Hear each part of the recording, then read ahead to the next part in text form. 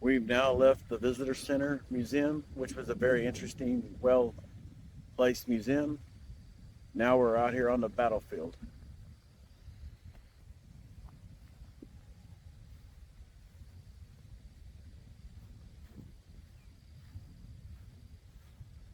We're at the Honey Springs Depot on the Texas Road. It says here the Texas Road was the main route traveled by settlers and traders from Missouri and Kansas to Texas. The small community of Honey Springs, named for several natural springs in the area, developed near the road. There were a few buildings, among a small church built in the mid 1850s.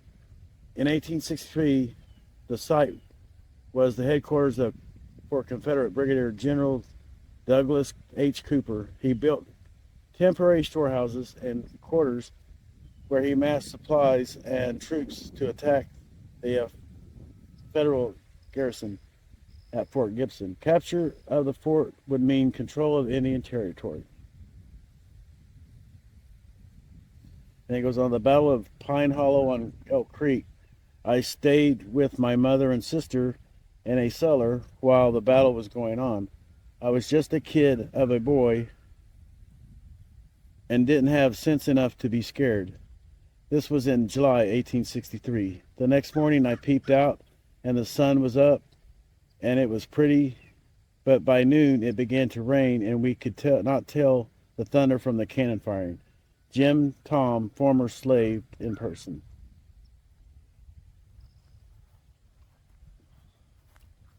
They got it pretty well. It's pretty well. Some of the trenches right through here.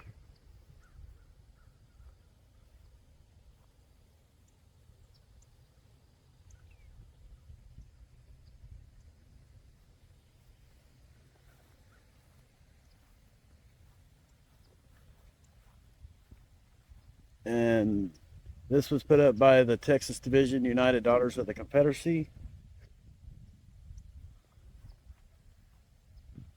Different monuments to commemorate the Confederacy here. The battle took place July 17th, 1863. It's kind of hard to read, but it has a list of all the troops that fought here for the South.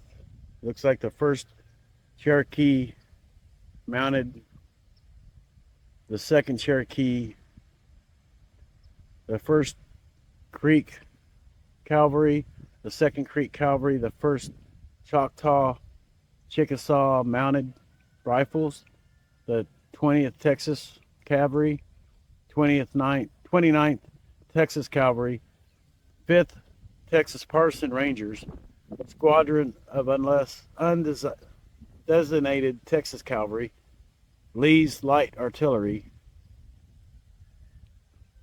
Yeah, forgive me, it was kind of hard to read that. It's all faded.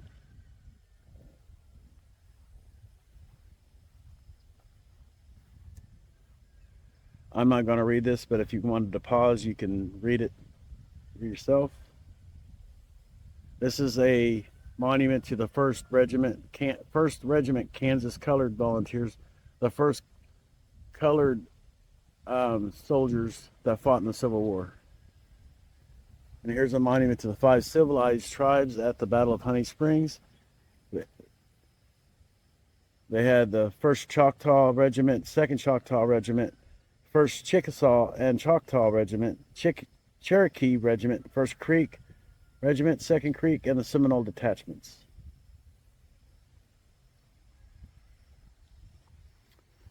And here's a monument honoring the Union.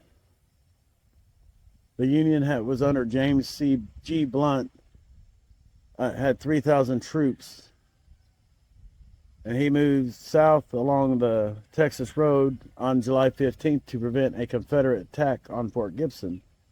The Battle of Honey Springs took place north of the depot, where 5,000 Confederate troops were deployed along the road despite desperate Confederate resistance, Blunt's troops forced a Confederate retreat and earned a Union victory. Now, on the Union side, they had the 1st Indian Home Guards, 2nd Indian Home Guards, 3rd Indian Home Guards, 1st Kansas Colored Infantry, 6th Kansas Cavalry, 2nd Kansas Cavalry, Hopkins Kansas Battery, the 2nd Colorado Infantry, and the 3rd Wisconsin Cavalry.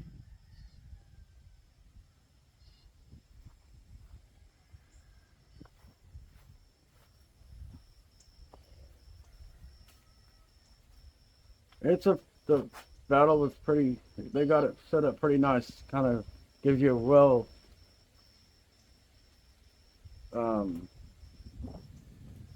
sense of the battle here. They have some of the battle trenches, as I showed you earlier, where they had dug in to fight. We'll show you here.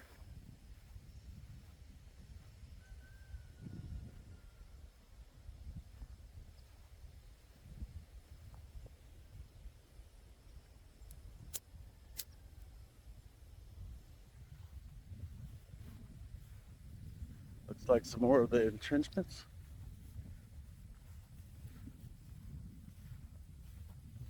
We're coming upon the spring house. They believe this is where the ammo depot was that they burned down.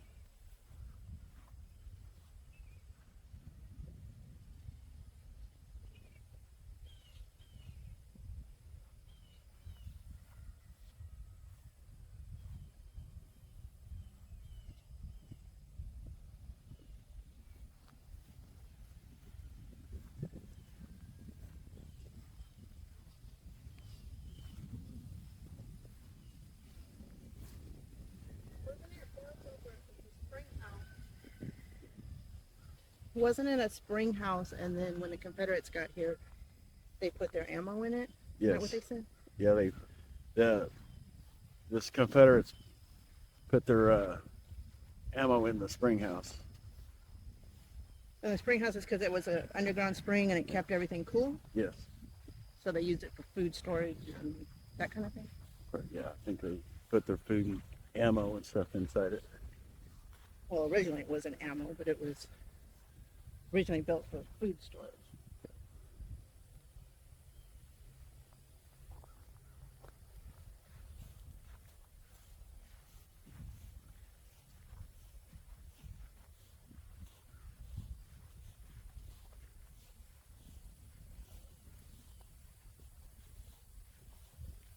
And this is the remnants of the spring house.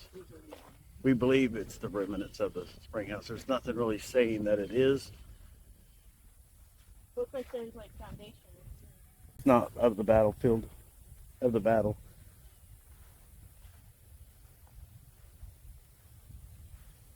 Not really a marker out here saying where the spring house was. We're just assuming that this is the area.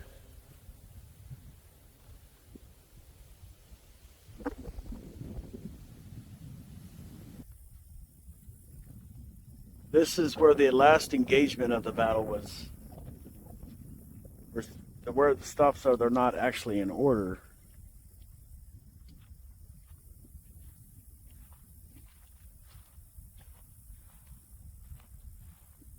But this one here, this is the final engagement.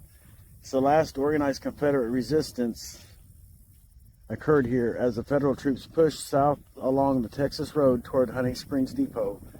They encountered the 1st Choctaw and Chickasaw Regiment, armed largely with shotguns and inadequate weapons, or antiquated weapons. They stalled the advancing Federal Army, buying time for other soldiers to retreat.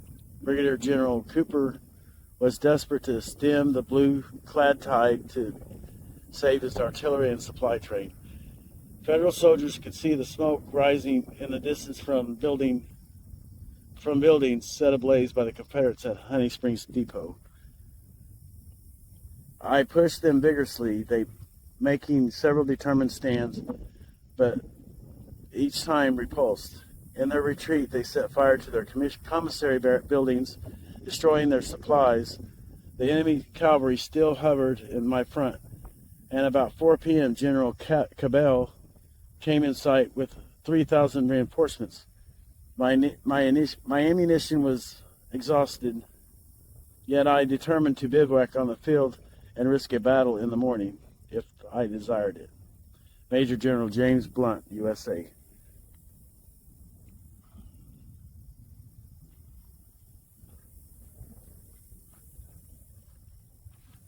We have a private cemetery here. Yes, so variously known as the Cummels Lane or McIntosh Cemetery. This burial ground was incorporated by Pumpkin Ridge Cemetery Association in the 1920s. As a private entity, no state manpower or funds can be used on its upkeep. A Confederate officer who died of old age is here, but there are no burials of battle-related dead here.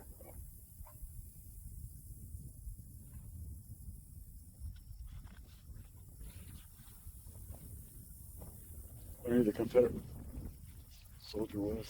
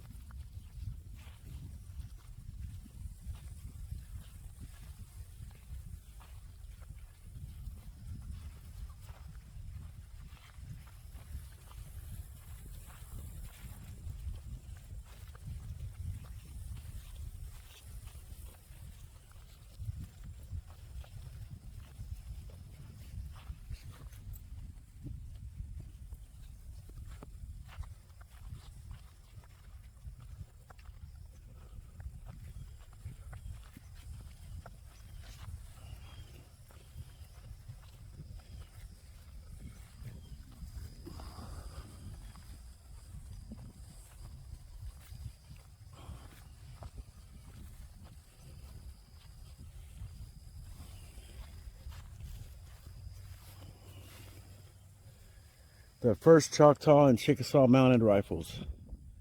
Colonel Tandy Walker, Choctaw Chief, 1858 to 1859. 1st Choctaw and Chickasaw Mounted Rifles, CSA. Brigadier General Douglas H. Cooper, Commander of District of Indians Territories, CSA. In 1861, the 1st Choctaw and Chickasaw Mounted Rifles was organized under the command of Choctaw and Chickasaw Indians Agent Douglas H. Cooper. After his promotion to Brigadier General, the regiment served under Choctaw Colonel Tandy Walker. The regiment was involved in the campaign against Creek leader Opothilohola, at Round Mountain, and Chesto Teslaw and Chestinlaw.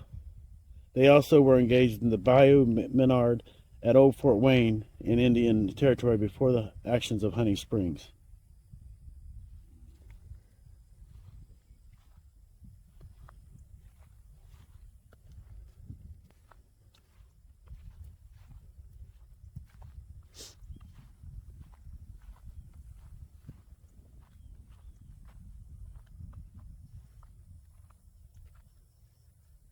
Part of the battlefield here.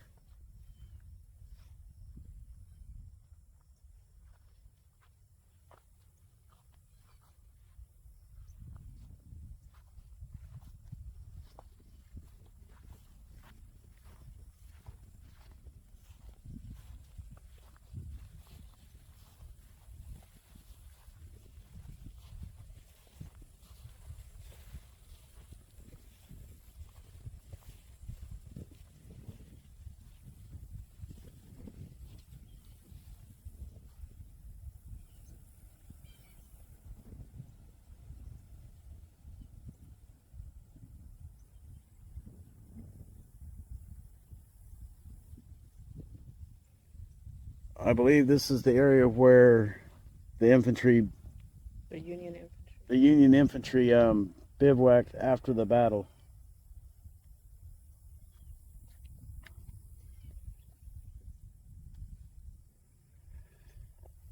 It said the enemy being completely routed and defeated, we were ordered to fall back to the spring, rest the men, and cook supper. At 7 p.m., we were ordered to take positions on the battlefield near the ford on Elk Creek and bivouac for the night. Lieutenant Colonel J.W. Bowles, 1st Kansas Colored Infantry, USA. It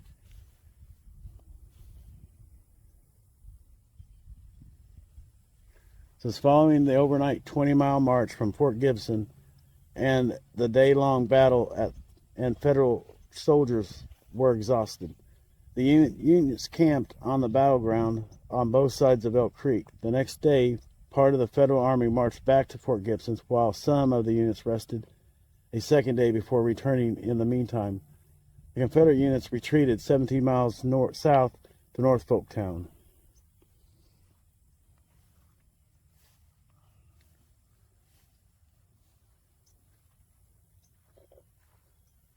So this is the area where the battle took place, and they bivouacked after the Confederates retreated.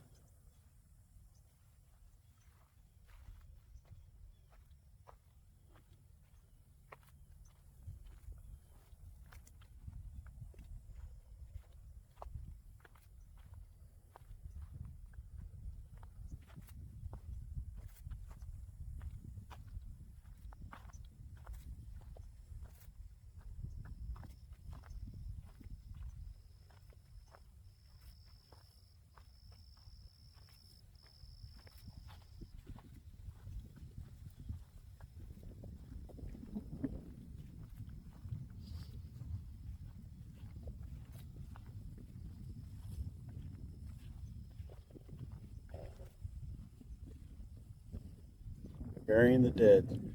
Those who died were quickly buried, often where they lie, as the summer heat and high humidity led to unbearable conditions. In 1868, contractors were hired to open the graves and remove the bodies, whose uniform had U.S. buttons. These were reburied at the Fort Gibson National Cemetery.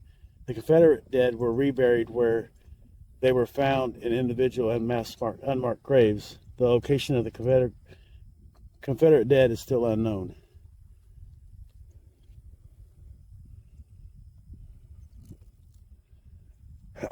So somewhere here on the battlefield, the Confederates were buried in a mass grave.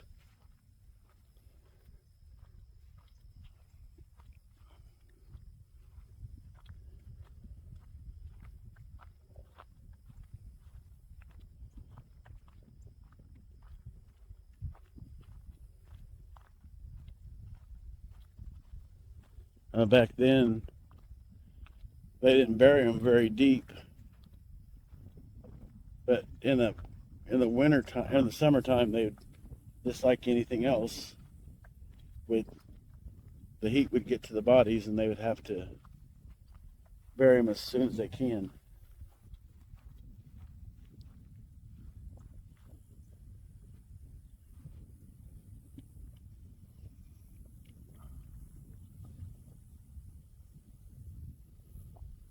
This here is treating the wounded. The medical and surgical materials available in the field were generally limited to what the surgeon carried in his case, known as the surgeon's field companion. The regimental hospital steward carried a hospital knapsack, a bulky, cumbersome affair weighing about 20 pounds.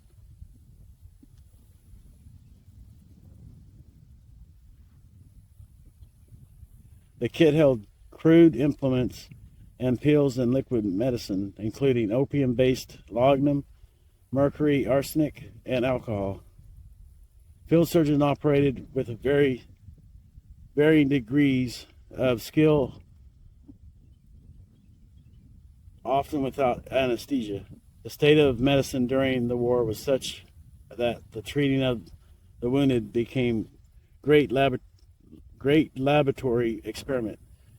Great strides were made in the medicine based on what the doctors learned.